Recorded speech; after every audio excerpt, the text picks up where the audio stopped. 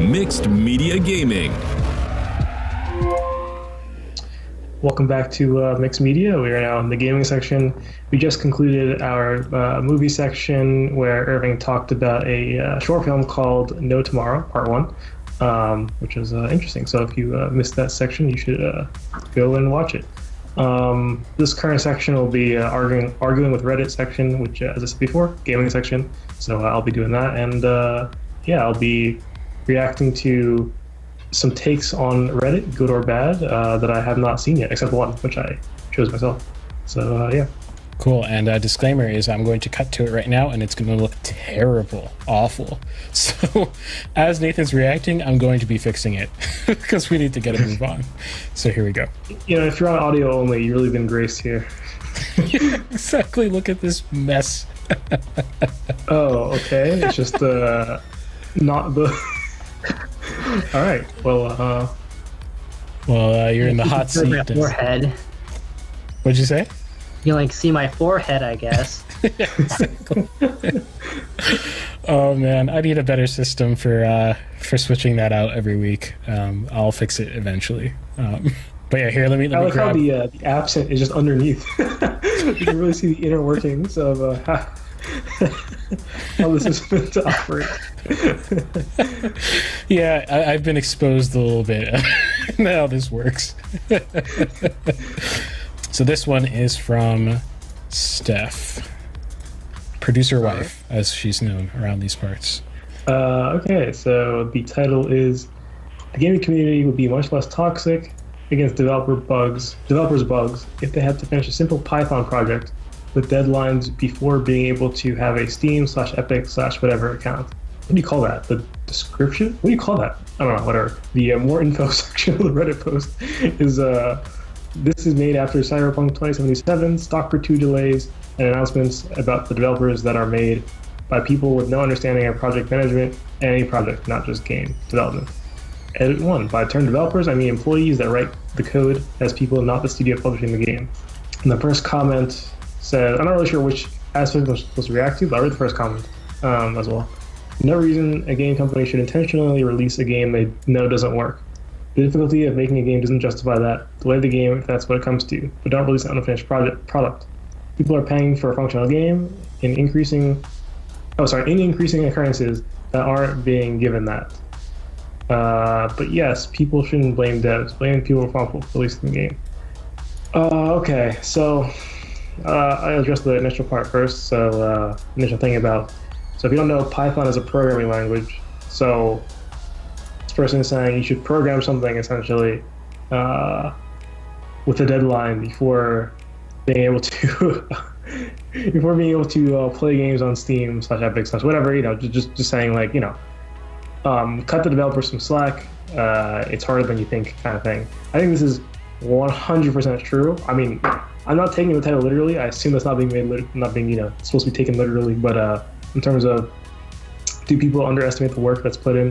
Yeah, I think so. I think there's a term for this. I can't remember. It makes its way into philosophy a lot. It's the term referring to the knowledge of how much you know. So, for example, let's say you go to take a test, right? And you can say, oh, I expect to get a 80 on this test. And you actually got like a 20, right? You knew nothing about what you knew, right? That was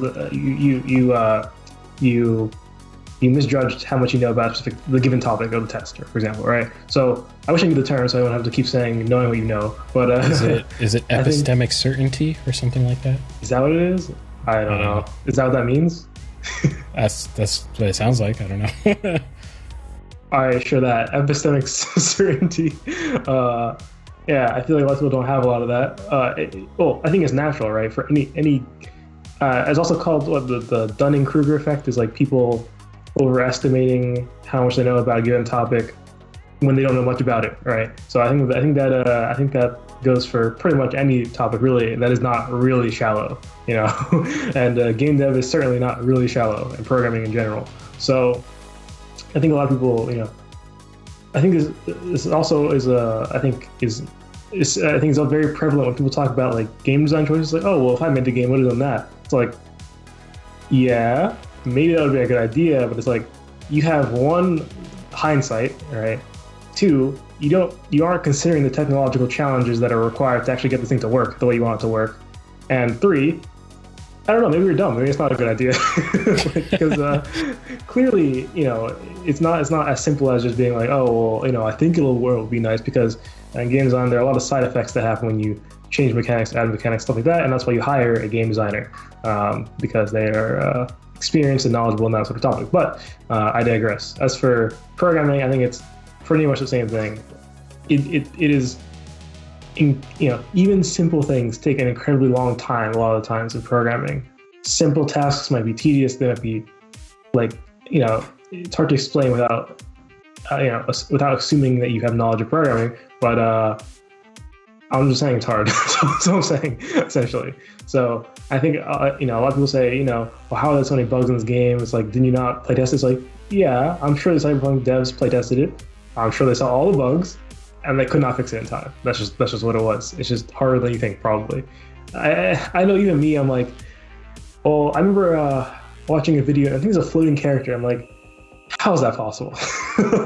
My brain, I'm like, I don't even know how. I've never experienced such a bug in my own game programming. I don't know how you could possibly, knowing the systems that I know with the game engines that I've used, I don't know how you get this to actually happen, right?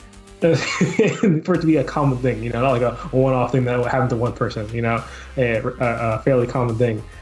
That being said, I don't know what game engine they used. They might have used some custom in-house thing, which, okay, they're very brave for that. Maybe they did use an existing engine. I don't know what their code looks like. So, realistically speaking, it probably is harder than I think it is, because clearly they didn't fix it, right? I assume they didn't just choose not to fix it if it was an easy solution. So, okay. As for the comment, which is, a person says, saying that someone should not release a game if it's unfinished. I have no reason to do that. That is also false, I think. Or not also false, that is false. The other thing was not false. This is false. I think it's false because devs gotta make money. I know it's like, oh, but they shouldn't be making money off of, like half-finished game. And okay, sort of, maybe, because it depends. Did they promise a full game? I think they probably gave that impression. I think they certainly gave the impression the game was a lot more well-polished than it was. So, yeah, you can say, well, they didn't deliver on their promise, whatever. This is true, right? But at the same time, you can't say there's no reason, because, as it comes to a point where you have to release something or the studio is just going to die, right? This happens all the time in the game dev industry. Games get canceled mid while they're being produced because they're taking too long or whatever, and the publisher says, assuming the publisher owns the development studio, they'll be like, yeah, the studio does not exist anymore. We are retiring the studio, and that really sucks, right? So you can imagine if you are in the video game industry, which is not a friendly industry at all, and you're trying to survive, you might be more inclined to rush things out and release things before you get axed, essentially. Now, this is CD Projekt Red, a studio that's probably not going to disappear, based on elongating the Cyberpunk 2077 thing a bit longer.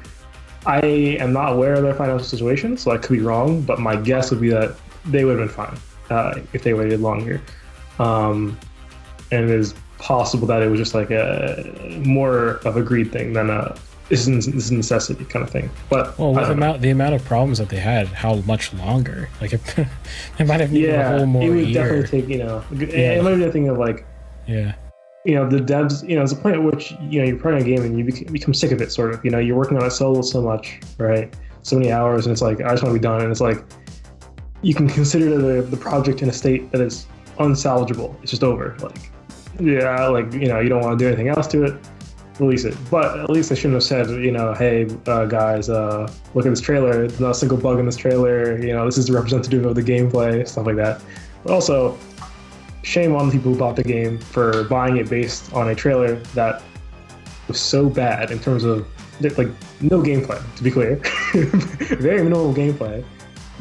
Half people, or 90% of people who bought the game had no idea what it was about, pretty much, right? Had vague ideas of, it's open world, something, right? But no idea of, the gameplay loop. And maybe you could guess based on, The Witcher or other open world titles, but at the end of the day, I didn't really know. And, I was unimpressed with the gameplay loop. So, yeah, that's pretty much all I have to say for this one. Cool. Now to the next one. Here's the next one. It's titled "Nostalgia is no longer a selling point." Is that yours, Ben, or? Yeah, that's from. All right. Do you want to read it? Sure. Nostalgia is no longer a selling point.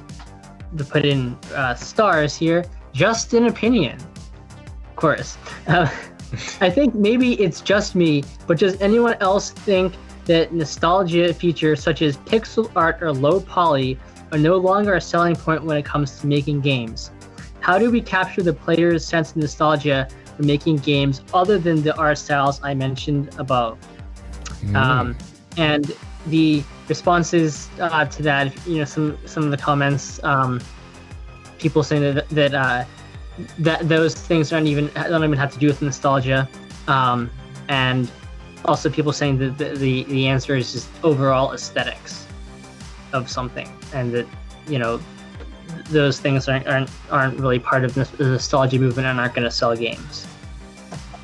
Yeah, so before you even finished, my thought was, I didn't even know it was a nostalgia thing, pixel art and low poly design. And then I thought, maybe it's just because, I didn't grow up in an era where pixel art was the main thing due to technological limitations, and low poly as well. It's like, maybe it's that. But the low poly of old and the low poly of now look very different. Low poly now tends to also be coupled with flat texturing. I mean, like solid colors. I think of like Unturned, for example, that game, or Ravenfield, that kind of stuff, where there are little to no texturing. Texturing is just solid color, right? Whereas in olden times, if you look at like Wolfenstein, that's a poor example, not because that is not quite what is being talked about by low poly. But I say earlier Tomb Raiders, for example, there is textural detail. It's not great for sure, but it exists in some sense. So, even if you were to try to connect low poly to nostalgia, I don't think that would make much sense, because the modern low poly doesn't look the same. I usually think of low poly as usually a thing to do when you're good at that art style, and so you do that, right? Or you're not good at art at all, so you try to pick up something. And low poly just happened, not knocking on low poly art styles, that's fine. I'm just saying it is perhaps easier than other more high fidelity stuff. Same with pixel art, same sort of thing. Because modern pixel art doesn't look the same, right? Because a lot of people say like, "Oh, this game is a 16-bit art style." It's like, no, it is not literally, because the modern quote-unquote 16-bit art style uses a wider color palette, uses essentially an infinite color palette relative to the old 16-bit color palettes, which I'm pretty sure 16-bit refers to specifically the color palette and how many colors there are available on a specific device that you're displaying stuff on. Whereas nowadays, that's not really something you usually worry about. And as well with pixel art, if you ever played a game like, what's it called? Noida? I don't know how to pronounce it. One or the other. I don't say Noida. I think that's wrong. I think I just like it better. But for Noida, they have the thing is about the game is every pixel is simulated, and I'm not going to get into what that means, but if you look at it, it looks different, because if I'm playing a game like Celeste, which is pixel art style, on my desktop monitor, that's like, let's say 1080p monitor, one pixel in Celeste does not correspond to one pixel on my screen, one square in Celeste, right? Because it's not true like 16-bit, like, because if you're back in 16-bit, you actually have that many pixels, right? So you wouldn't have a smooth gradient between pixels sliding across the screen. It would be more blocky, and transitions would be it's hard to explain without like showing it, but things would be less smooth, all that stuff like that, right? So yeah, I don't think that the modern pixel art or low poly stuff that he's talking about, which is very common, I don't think any of that has to do with nostalgia at all. And when you finish the comments and you read the first reply or whatever, I was like, okay, yeah, I'm not alone here. I'm not just too young to understand or something. But as for nostalgia being a selling point, regardless of pixel art or not or whatever, I feel like if you're nostalgic about something, I figure you buy the thing you're nostalgic about and not the thing that's kind of like it. I don't know. It's also, I feel like, is a partly because maybe I also, haven't grown up in that era, but like, I don't have much to be nostalgic about because I'm not that old, I guess. So it's hard for me to relate to this kind of stuff. But yeah, I would figure, I would guess that you just buy the thing you're nostalgic about. Mm-hmm. I haven't been nostalgic about like browser games, for example. I used to play those a lot, back in the day. I never think, oh, it was a browser game like this browser game. This feels nostalgic. Nah, I just only with the old stuff that I originally played with. Yeah. It's interesting though, because I know we've mentioned the recently announced remake of Knights of the Old Republic or something like that, which is clearly trying to play on nostalgia and like, making the original masterpiece better with modern whatever they're gonna do. Again, I don't know because I don't play video games really, but I do think that there's probably some element of, just like in films, you have to keep remaking the same story kind of thing. There probably is some of that, and maybe not to the same extent, but I'm sure it exists to some degree in video games. Yeah, that's a good point. I didn't think about like remakes and stuff like that. Yeah, that probably plays a lot better to nostalgia than a separate game. It's probably like some in between, like the original and a separate concept. It's weird because I feel like I can have nostalgia for things I've never experienced. Like a lot of 80s aesthetic, I don't know, appeals to me for one reason or another, depending on the aesthetic. It's just kind of strange because like I feel it as if it's nostalgia, but I'd never experienced that obviously, So, yeah. Yeah. Okay. A last hot take. Let's see. It says, oh yeah, this one. It's interesting because I picked it because interesting. I didn't actually know. I don't even remember what I picked. I just remember I wasn't entirely sure when I thought about it. So I guess we'll figure it out. It says, do you think that all the mistakes AAA developers are making in the recent future? Sorry, I missed a word. That messed me up. Sorry. Do you think with all the mistakes AAA developers are making in the recent years, that we as indie devs have an opportunity to be more successful as people give up on mainstream? Part of me says we will, while other part says that thinks that the mainstream people will buy whatever is available to them, and that will never change. And then the first reply is, don't care what people say, care what they do. Sure, they criticize AAA games a lot, but I still buy them. And the next comment, which I thought was interesting, is the problem of indie games has always been discoverability. I don't see that changing anytime soon, especially as more and more games are released every single day, 30 plus games a day. So your game quickly ends up being drowned in a sea of 1,000 other titles. Okay. So yeah, this is it's interesting because this relates to Steam Profit in some sense because it's about future predicting. And that is very hard to do. So I have no certain answer for sure. I'm not like, one way or the other for sure. I believe it'll be like that. But I am inclined to think that AAA developers will suffer in some sense due to two things, one of which I guess is being referred to in this thing. So the one that's being referred to, the one that's not being referred to, I think I'll explain first, is sort of just scale and the fact that, you're taking a big risk when you make a large game. When you make a large game, the video game industry does not pay off particularly well. So if it fails, that's very bad. And games do fail. And as I said before, studios shut down because of these kind of things at alarming rates. So there's that. Whereas the indie game developer does not do that. I think I did a segment on this before on short form games, I think. I'm pretty sure I did that. Regardless, my opinion on those is that it's a good thing to have because there's a lot less risk involved, and you make games cheaper and more accessible, whatever, and probably a good idea. But unfortunately, I had to talk about it for now. We have the Steam rules and stuff like that of like return policies and your game must be at least this long or whatever, causing people to make games of absurd hours of length based on what they should be doing based on their resources. So there's that. Second thing that was related, yes, mistakes. So I think, once again, I'm not old enough to have grown up with the start of game dev, into, whenever. So I can't comment on, a lot of people say, well, gaming was better, AAA devs were better in the olden times. I don't know. I didn't play those games. I couldn't tell you.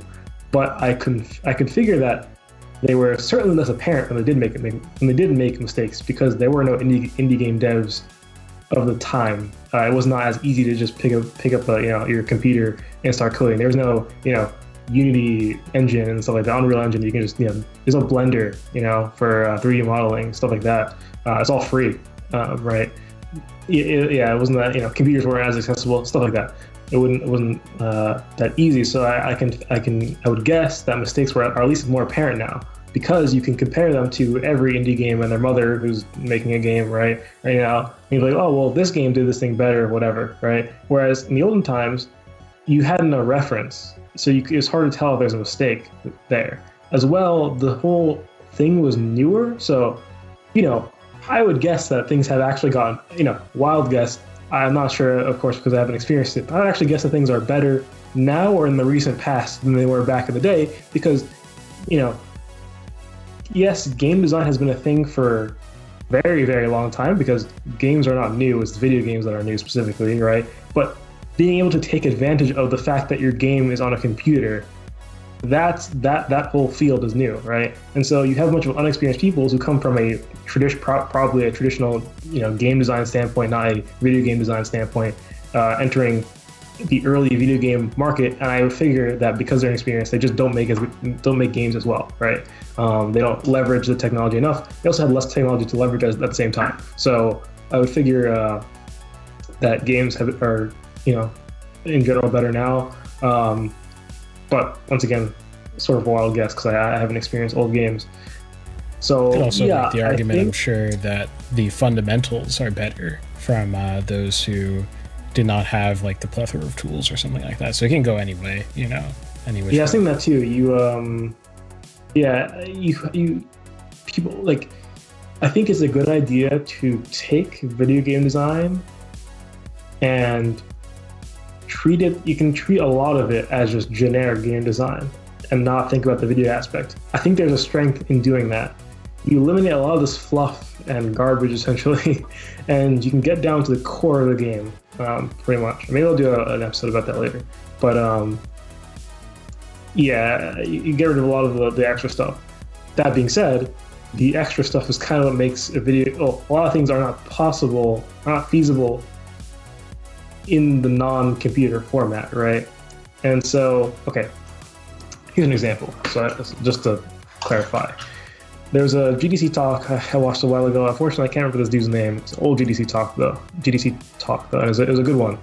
And he described this idea of breaking down games into very simple ideas that are not actually video game concepts, but just generic game concepts. So let's take a set of cards, for example, right? You have a deck of cards, and you are given an option.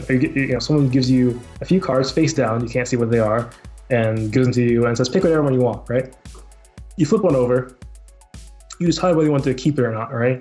If you don't want to keep it, you can put it back and pick up a new one. It's just based on whether you like the number or not, right? It's all arbitrary, it doesn't matter, right? You're keeping it for whatever reason, and you're putting it back if you don't like it, right? And you just keep doing the system, being dealt random cards. Now you say, oh, this doesn't seem fun, right? It's like you're keeping a card because you like it. What's the goal of the game? Well, it's essentially Life is Strange, right? Which, bad game, but doesn't have to be bad. That's just the writing's problem. But that is essentially a Life is Strange, where you pick from a bunch of dialogue options. You pick the one you like the best, essentially. If you don't like your choice, you can rewind, because that is the sort of the gimmick of the game, is that you can go back to previous choices, and you can pick a new choice that branches off somewhere else, right? That is reducing your game to the most fundamental, is a pick one game, essentially, is what you might call it, right? You just pick something, and if you like it, and you keep going. If you don't like it, you re-roll, I guess, or whatever. So that is the kind of thing, that is, I guess, what is missing a lot, right? Is a lot of people don't think that way, and when you think that way, you can forget about a lot of the stuff that you can. It detaches you from thinking about things in such like a high level way, away from what they actually are. When you think about things that actually are, it's easy to create a derivative of it. For example, if you want to create a derivative of Life is Strange, you could think about it in a high level way like that and think, okay, how do I make something that's like Life is Strange but different? Or you can think about it like that card game and make it different, right? Now, there's two ways of approaching it.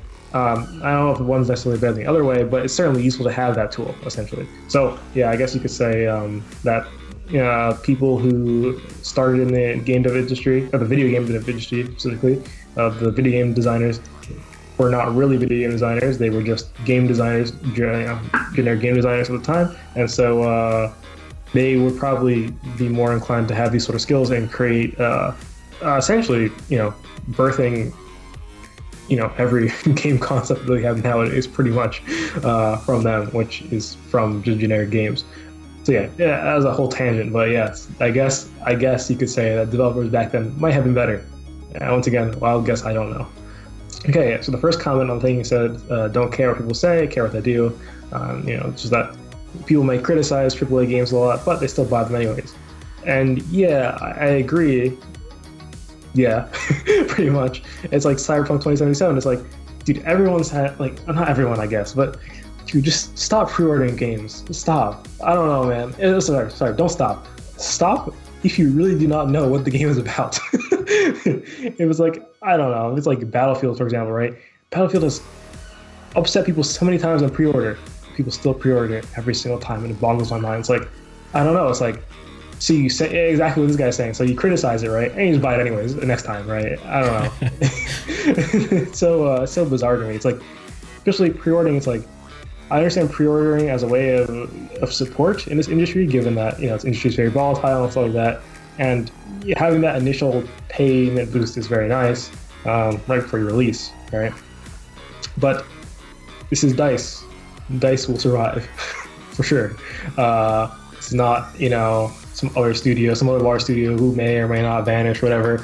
I am fairly certain DICE is going to be around at least because they have Frostbite engine, which I am fairly certain nobody else knows how to use. That's my guess. But I could be wrong. So yeah, stuff like that. It's like, I don't know, man. Maybe it's like one group of people saying like don't pre-order, another group pre-ordering. Maybe that's what it is. Maybe we're not all on the same page here. So maybe the people who are buying the AAA games are not the same people who are criticizing them. I don't actually know. It's certainly something. But despite this, I think that the criticism eventually must erode the success of AAA devs because there's so many options outside of AAA. There's so many indie devs, as the second comment alludes to, which essentially just says discoverability is hard because there's so many people who are out there, whatever. And okay, I mean, if you open up Steam, yeah, there'll be a lot of AAA games, but there'll also be a lot of indie games that you'll see. And it's like, well, they got discovered, right? So, somewhat. So, I don't think discoverability is dead for indie devs. It's so much worse, for sure. It is exponentially worse, but they still have it's still possible, and I think it will likely grow as people figure out how to market better. Cool. All right, that's it for the hot takes. Gonna hop into Ben's segment now. Oh, also, thanks for watching Arguing with Reddit. Should close out the section. If you haven't checked out our other podcasts, go check it out. What are you doing? Stop staying and listening to this and go find another podcast to listen to.